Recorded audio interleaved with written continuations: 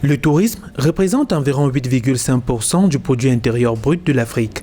Des chiffres qui pourraient être plus importants grâce au tourisme urbain, véritable moteur de développement dans les pays comme le Maroc ou l'Égypte.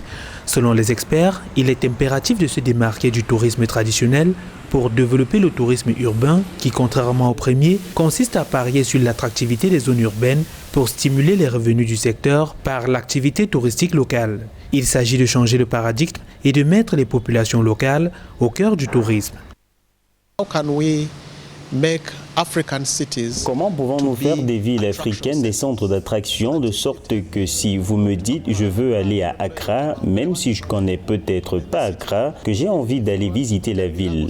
Il en va de même pour Lagos. Nous voulons donc nous concentrer davantage sur cet aspect des choses, que les zones urbaines ne soient pas seulement des zones où les gens dorment et se rendent dans les zones rurales pour le tourisme.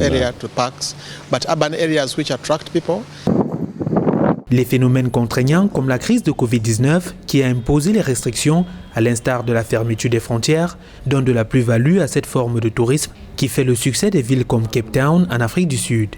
Labelliser les villes africaines serait une astuce pour les promouvoir comme destination touristique. Comment les zones urbaines peuvent-elles se démarquer? Nous savons que Dubaï s'est présenté comme une destination de vacances, Paris comme une destination de loisirs et Bangkok vous parlera de sa culture. Comment les villes africaines peuvent-elles se démarquer? En quoi peuvent-elles être uniques et ainsi attirer les gens vers elles? Le développement du tourisme urbain peut permettre le développement d'infrastructures durables, mais aussi générer des emplois pour les populations. La transformation de ce secteur s'avère une des solutions au développement des économies africaines.